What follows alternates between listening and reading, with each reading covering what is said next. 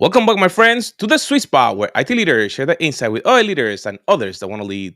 My name is Carlos Vargas, and as in every week, I have my two co-hosts, Howard Holton and Paul Lewis. How goes it? Hey there. So I don't know about the rest of you, but I'm pretty well rested. I took the week of Thanksgiving off. It's quite lovely. The whole week? The whole week. Wow. And yet you woke up for 9 a.m. for this event. I did. I'm not sure what I was thinking. It know, was the your first- suggestion of time, so you Yeah, only I have was gonna yourself to say. blame. It was because it was basically because I have the day off. Like it's really easy when I'm working because I'm in front of my calendar, so I don't miss anything.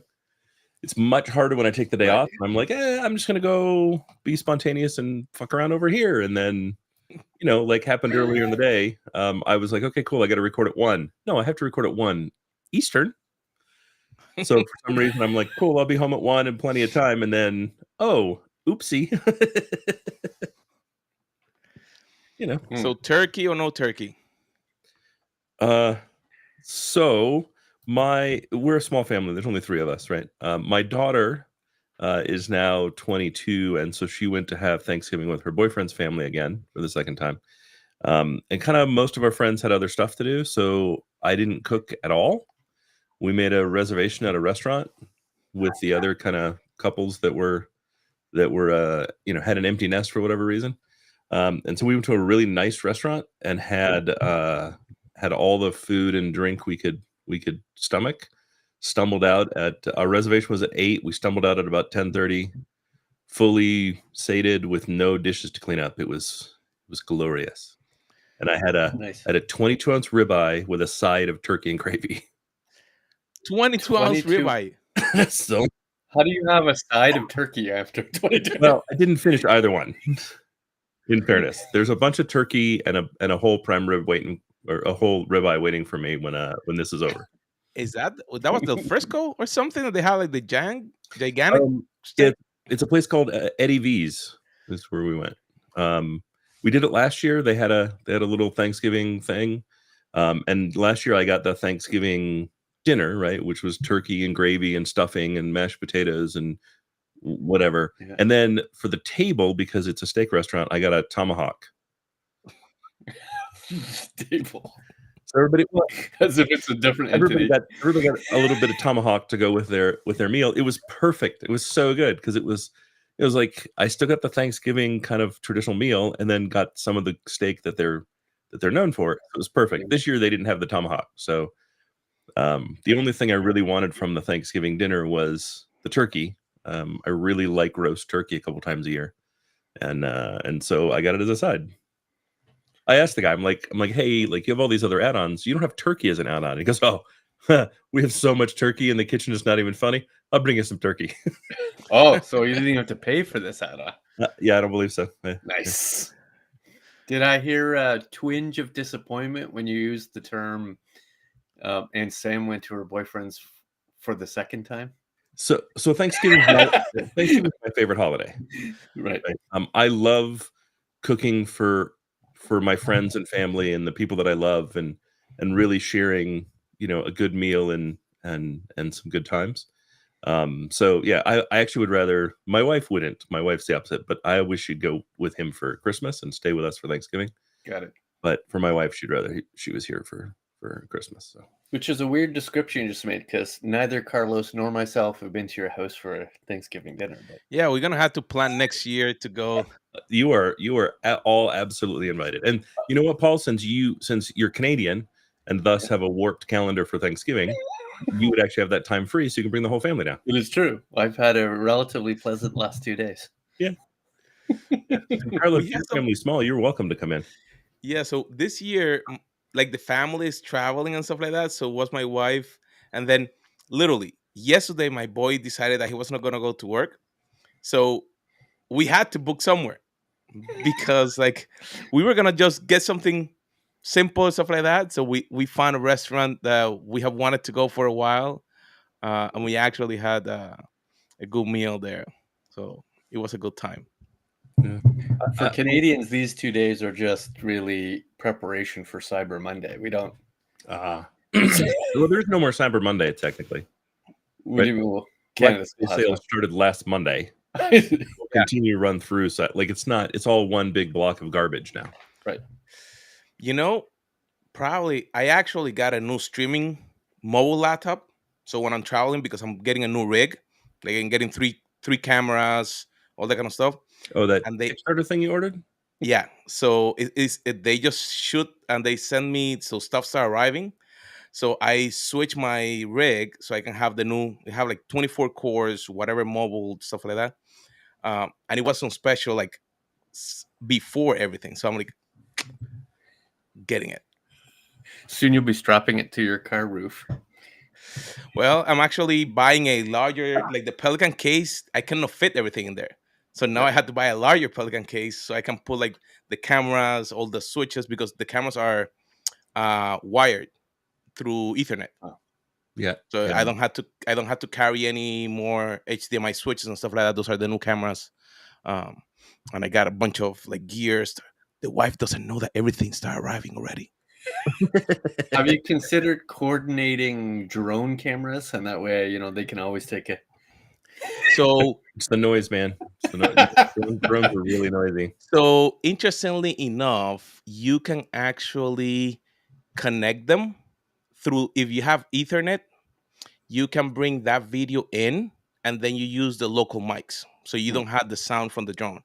Um, so yeah, I'm looking at some of those. The challenge is that you need a pilot license for a larger drone to I see. carry that. If you have a smaller drone, you don't need a pilot license. So I'm working on that one so I can get a larger drone that you can then get a better camera and stuff like that. Well, you still need a license for any drone. Doesn't actually matter. The FCC or FAA requires you to be licensed in the US for any drone whatsoever. Minus 249 grams, you don't need a license. That is no. You don't need the drone pilot license, which is a different thing. Mm. You still have to have a license to fly a drone in the US. There's no test or anything. You just file. And then you're supposed to put your license number on your drone. And then when it gets to the point where it can carry a camera, the payload definition means you have to have the actual commercial license is really what it is. Is that outside only? What if you're just using it for indoor purposes? If you're using a camera that can carry a digital SLR indoors, you're a crazy person and deserve whatever happens. But I want B-roll for my podcasting, right? Yeah, these are big drums. No, so what I did for that, I have a 360X3 that has the drone feature that is 360. So you have it on the invisible pole, so you simulate like you're doing a drone inside. So they have a camera for that. So I got that one when I went to Israel. But I think that talking about all these things, buying stuff, doing things, we need to make some money. So I think that there was a challenge about a week ago with a company that we probably all of us are using, that is OpenAI. So what was the challenge? And like, was there an issue there? Altruism, I want to make money, do something different. Yeah. So let's talk about how OpenAI is structured as an organization at just kind of the high level, right? So OpenAI is a non-profit entity whose board is staffed by people who believe in what is known as effective altruism. And effective altruism is basically the idea that at some point AI will take over the world and destroy humanity. And so what the board really wanted to do is regulate the pace of AI so that they manage some caution in the advancement of AI, and could hit the big red button were it to drift into the kind of sentient word Terminator philosophy, right? The Skynet realm. Within OpenAI, they created a for-profit entity called OpenAI, which of course made that really simple. And that entity is the entity that we all really interact with, right? The holding company that holds the revenue and profit for OpenAI. Sam Altman along with Greg and a few other people, was doing what an innovator is supposed to do and innovating like crazy and growing and advancing the products that we all kind of know and use, like ChatGPT. And if you look at the rate of advancement with ChatGPT, not only did it create a tremendous amount of value for the investors and shareholders of OpenAI, the owners, I guess, of OpenAI, but the pace was also so great. There's no way you could effectively govern that rate of change. That led to a rift between the OpenAI board and Sam Altman, led by Ilya. I believe that's how you pronounce. Oh yeah. Who ousted Altman for effectively, as we understand, not sharing the same philosophy as the board and wanting to focus on profits and revenues before governing AI. So that's kind of the place where we started last Friday or Saturday, Yeah. right?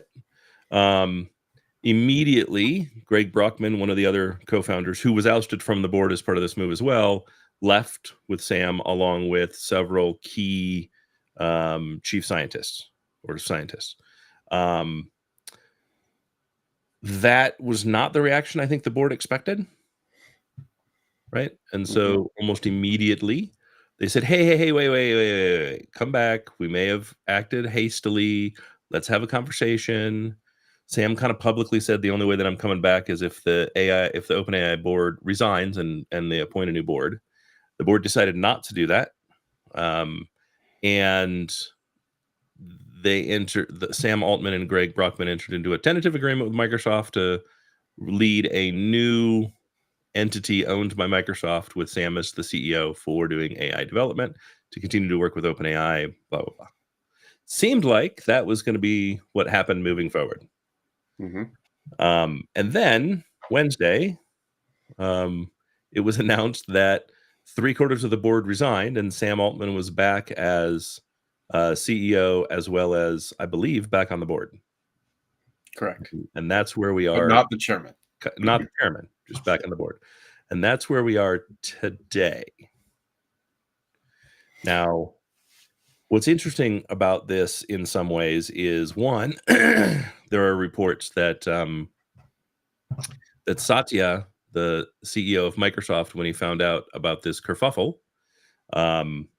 was visibly upset and wanted someone's head, which makes sense considering all the investment that Microsoft has made in OpenAI and the ChatGPT tools, or the GPT tools. And then they also have private investors that were not aware that this was happening, right? And anything like this that happens at the phase that OpenAI is at would have a direct negative impact to their valuation. And so if you give a company $1 billion, you kind of want them to act in a trustworthy manner, in a fiduciarily responsible manner in managing those funds. And so there is also the potential for some fallout to the board from that, which I would not be surprised of.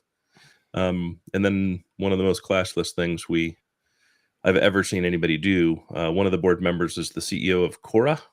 And during all of this, there was also a petition that went around, 700 signatures, blah, blah, blah.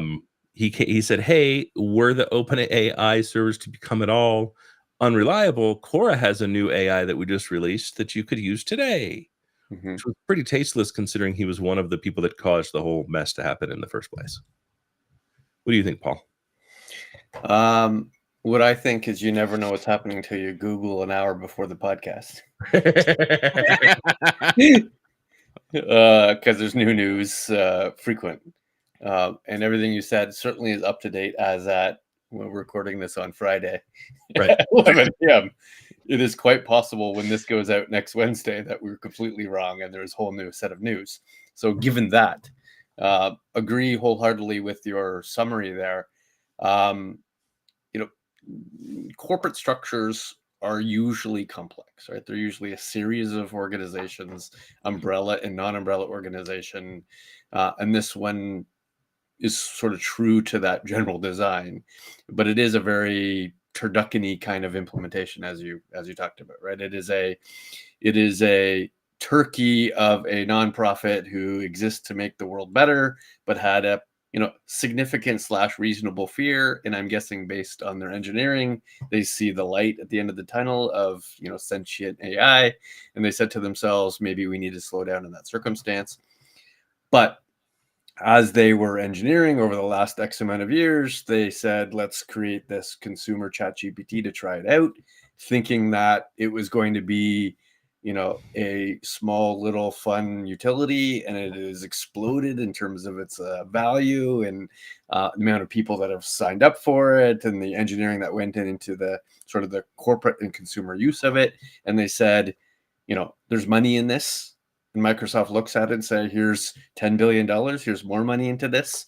But they gave it to the sort of the revenue-based entity inside the altruistic-based entity. And therefore, I think in many ways, there's a combination of both governance and ego. That's kind of what caused all this, right? So you had a relatively junior-ish board, right? Relatively small-ish board that in many ways couldn't help themselves. They couldn't understand and appreciate the distinct difference between the non-for-profit perspective and the for-profit perspective, and it kind of blew up. It blew up and then fixed itself. And I agree with you that the Satya Teams meeting that happened, Friday afternoon was harsh. Right? There was a call between board and the Satya saying, you know what? I said I wasn't going to be part of your board, even though I gave you $10 billion. That was a mistake. Here are the things you're going to do to fix the situation, because I gave you money with the presumption that it was going to help us both, but that we were going to grow this organization, right? It was going to be a valued organization over time. And you're right. So the net effect, of course, now is that Sam is back, new chairman. It'll be a bigger board. It would not shock me if they added more board members over the next couple of weeks. They will be, big names with big value and big credentials and big resumes, and they'll make better decisions. Sure. Well, in case they're not looking for any of that, I am available. Right. Now, my question to you is, do you think that the turducken will be displaced corporate structure? So do you think they will now be a for-profit organization with a side hustle of altruism versus an altruistic company with a embedded for-profit organization? I actually don't think they need to be for-profit in a larger way. I think it's totally fine for them to remain a nonprofit with the exact corporate structure that they have, right? In Microsoft's case, Microsoft's benefit is access to the code for their own uses, right? Mm-hmm. So if OpenAI went away after last weekend, right? If it just kind of imploded completely, sure, Microsoft's not going to realize the $10 billion investment. In fairness, they didn't give them $10 billion. They made a $10 billion commitment, which is not right. the same. Right. And all of Microsoft's AI would have continued to run. They're not using OpenAI servers to run any of it. Right. Right. You could even argue that if Microsoft had continued with the AI subsidiary and brought over all the people that left OpenAI, they likely could have powerhouse the hell out of AI, and Microsoft would have been better off for it. Right. Simply because it would have become this walled garden that there would have been no exit from. Right, which would be bad for all of us. That was one of my big concerns through that announcement. Was I understand why Microsoft did it. It's definitely in their best interest. Yeah. But is that walled garden in our best interest? Because the worst possible situation was that OpenAI dismantled and Microsoft became the new organization. Yeah. Correct. I would say the second biggest is OpenAI becomes the next tech giant without the altruism as its guiding light. Because this is growing incredibly fast. They are absolutely leading it.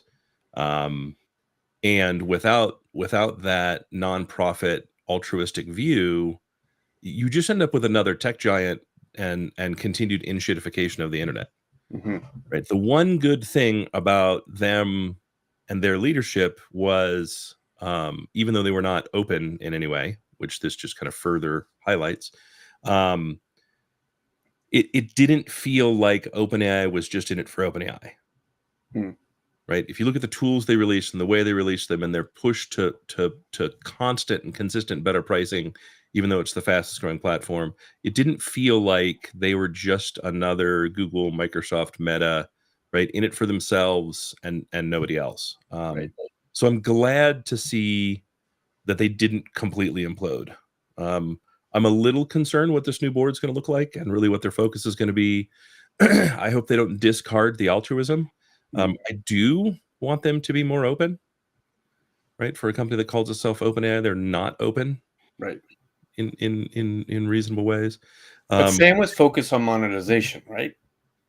So don't you think that will lean towards sort of the tech company for-profit side of the corporate structure versus the...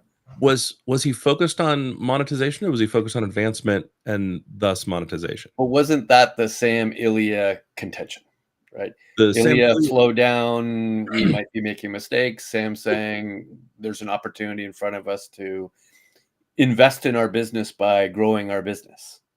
Yes, but yes, there's always going to be that gulf, right? But that push and pull is actually valuable. Right. I don't want to discard the push. Without that push and pull, you just get another tech giant. That's why we just have tech giants. Right. Right. The danger to this entire global economy we've created is the only goal of leadership is to create value for the shareholders. Right. Nonprofits are the only things that don't have that motivation.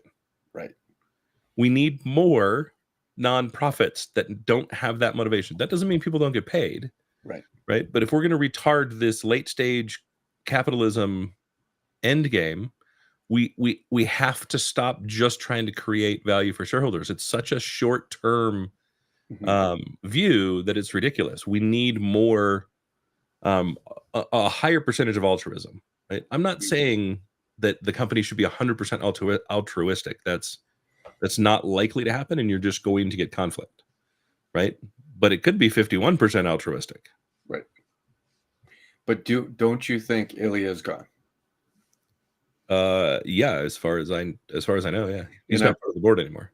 Yeah, and therefore I presume, like, even gone from the company, let alone the board. I think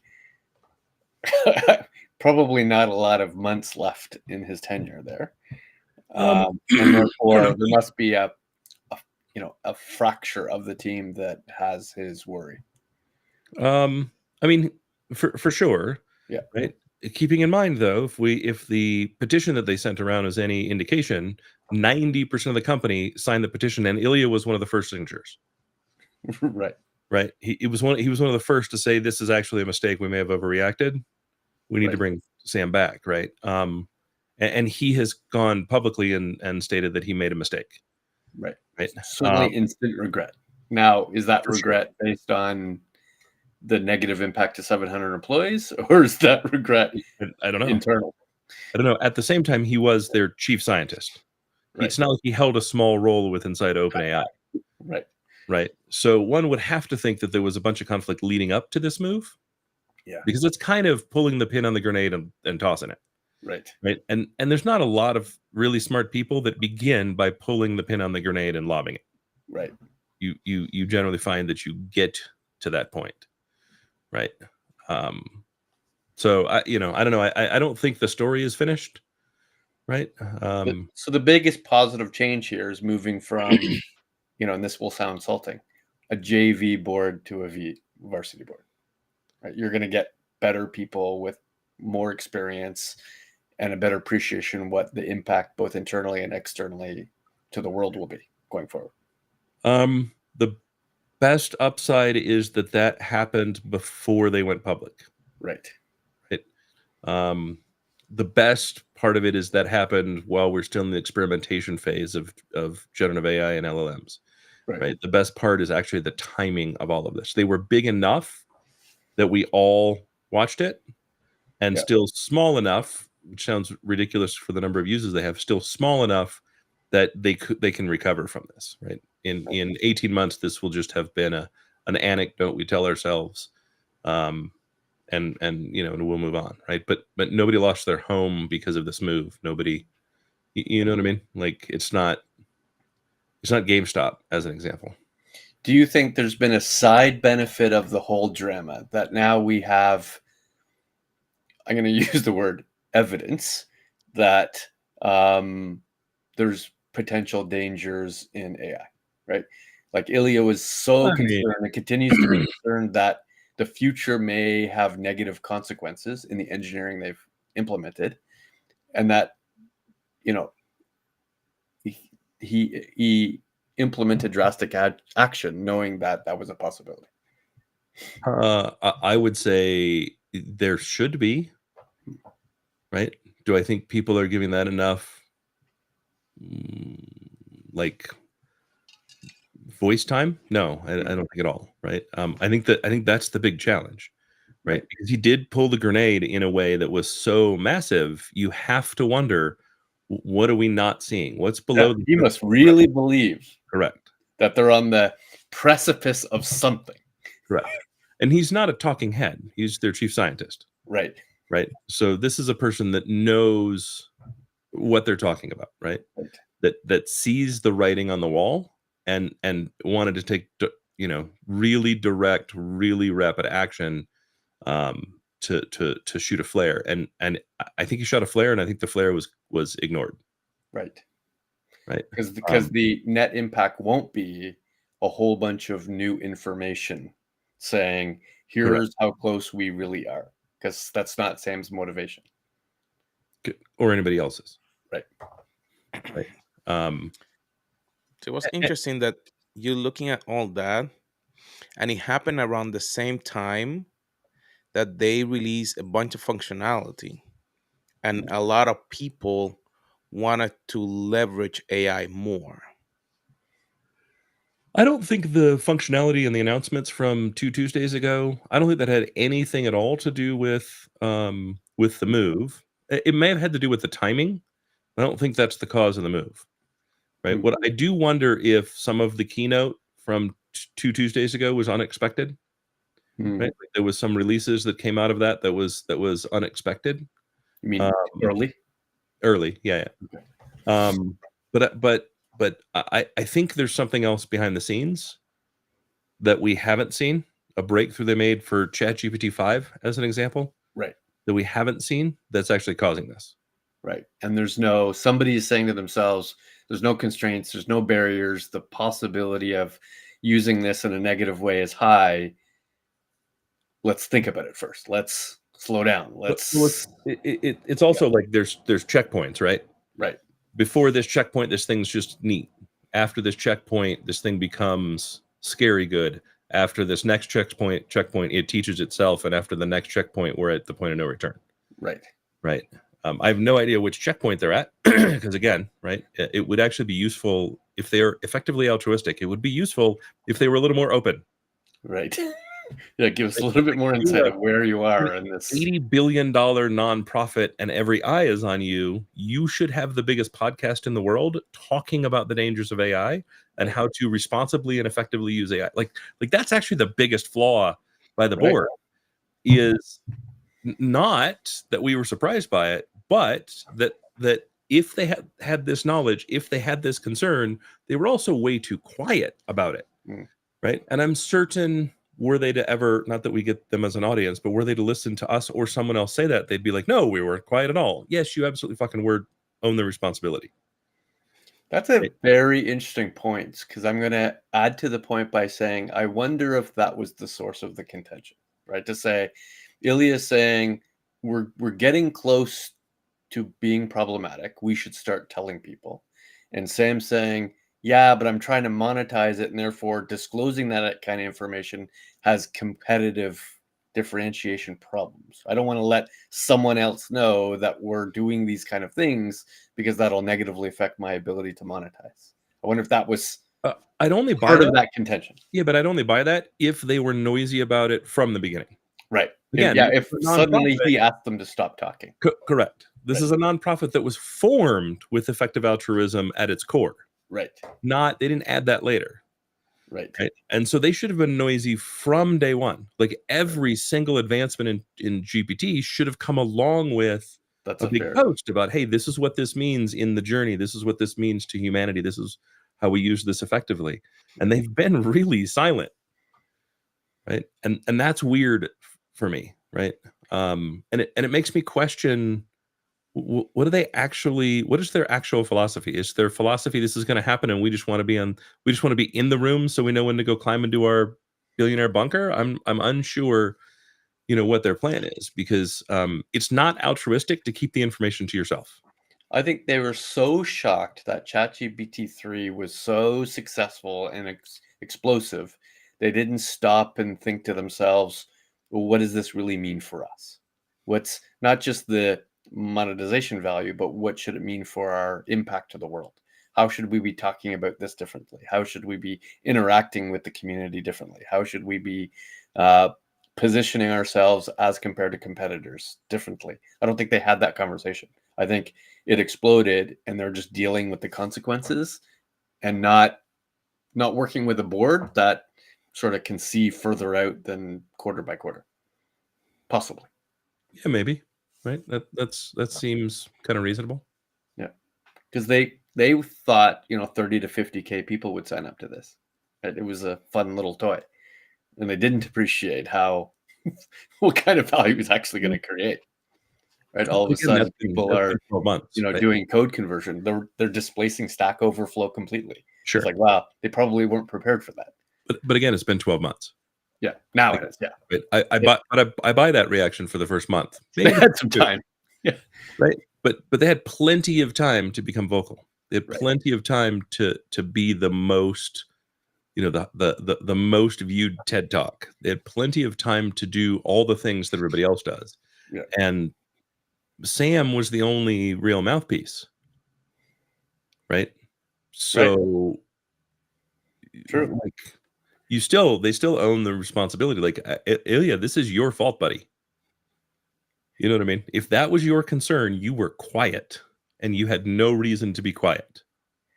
Right. And you don't have to be side story. You don't have to be anything. You can just talk about your concern and how you see this affecting society and add some caution, add some reason. Like, come on, dude, you're the chief scientist. Help us out.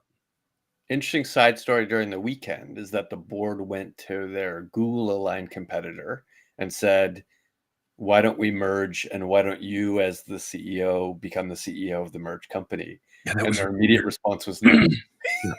Yeah, that was really weird. Yeah. Now, is that act of desperation? Do you think that was a plan? And why do you think the answer was no so quickly?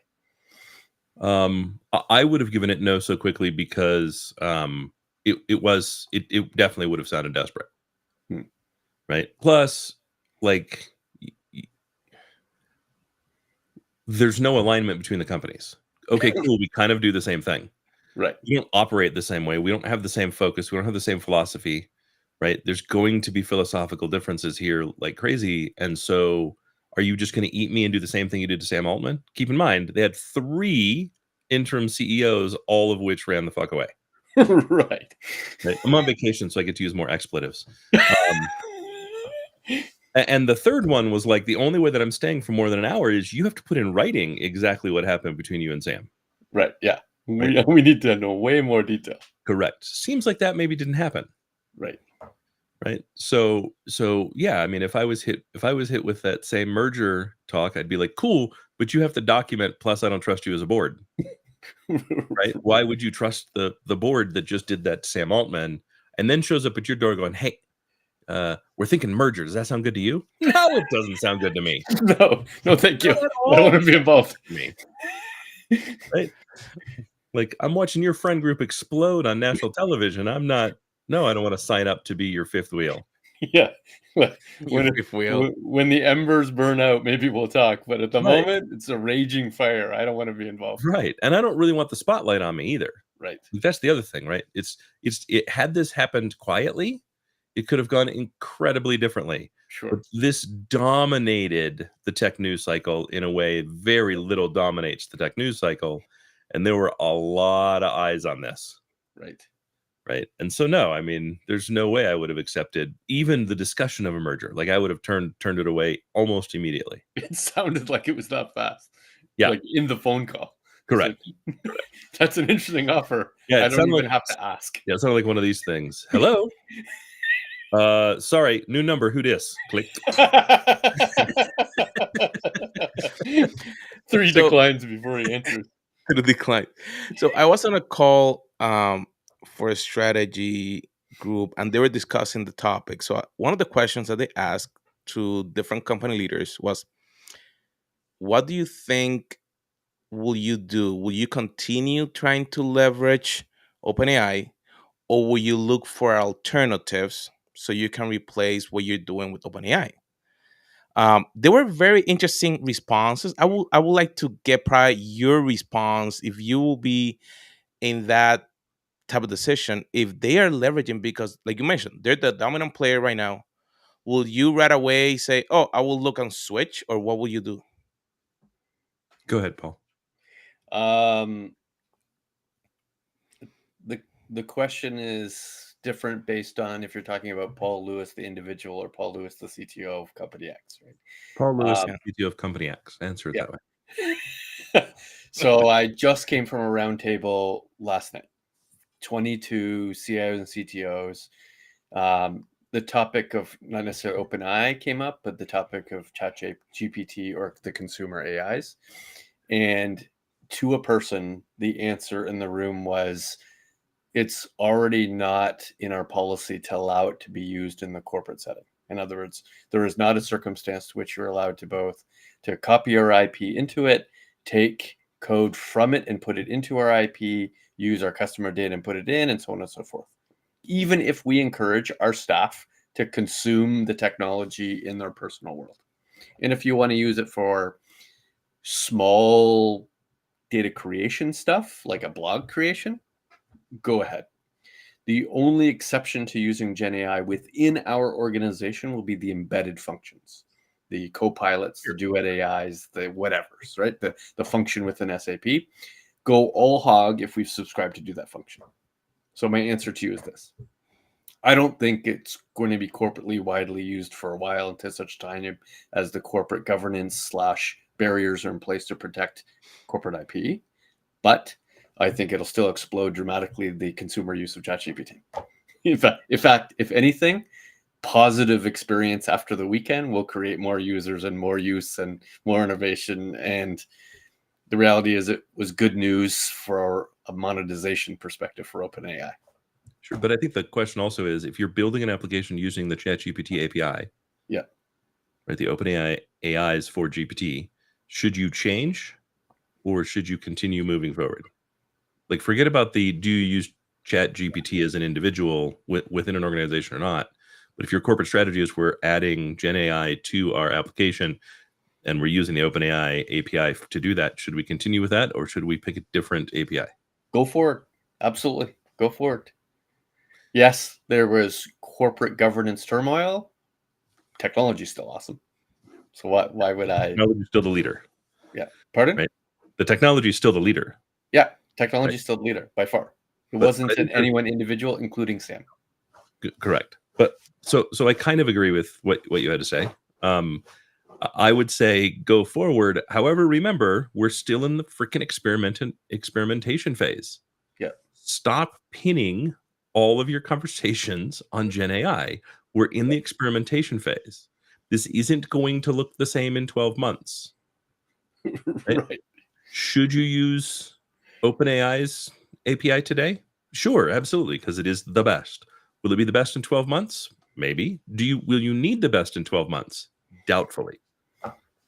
Right? In 12 months, it will be much easier to have a private GPT that gives results at par with the best of where 3.5 is today for GPT.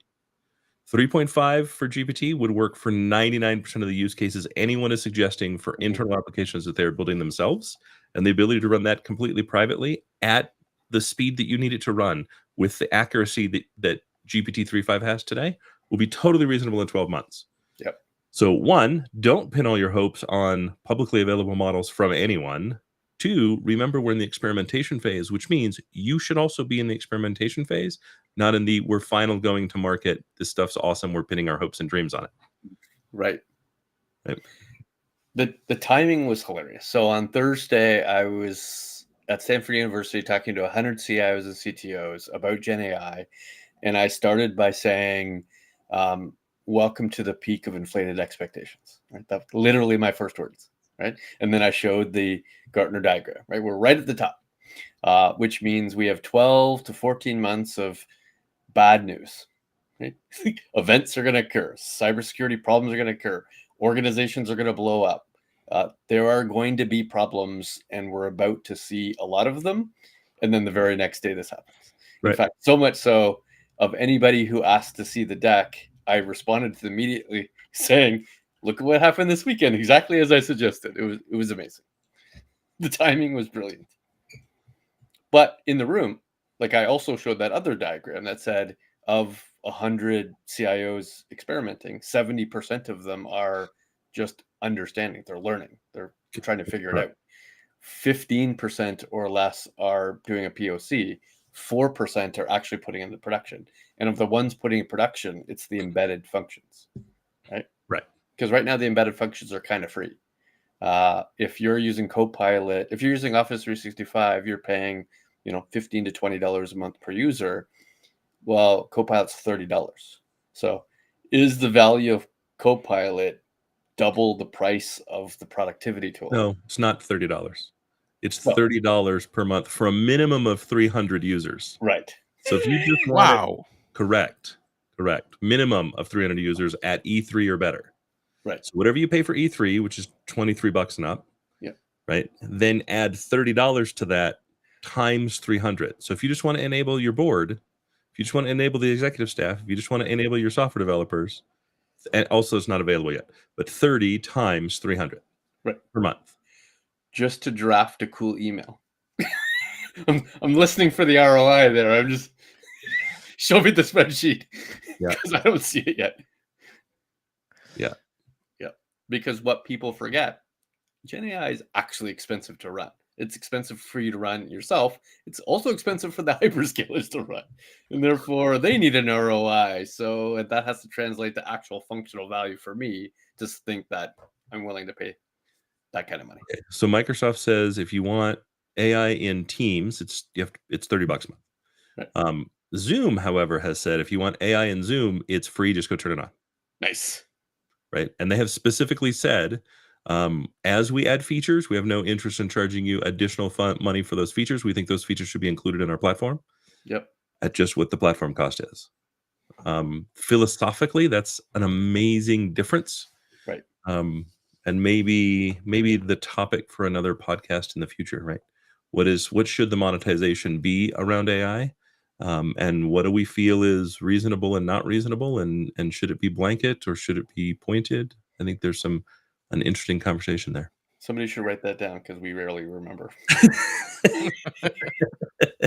Somebody listen to this podcast and then send us a note. Carlos, that was beefy. That was a very good podcast. Looking at, hey, when you develop something, should you also be looking at what is the future and how you're going to help people, or just about the money? Both things are important, but actually, the most important is be transparent with what you're doing. Be open, not just put it on the name. So in that way, you can get people behind you and understand, and also they may be able to help you solve some of the challenges. My friends, we'll see you on our next episode.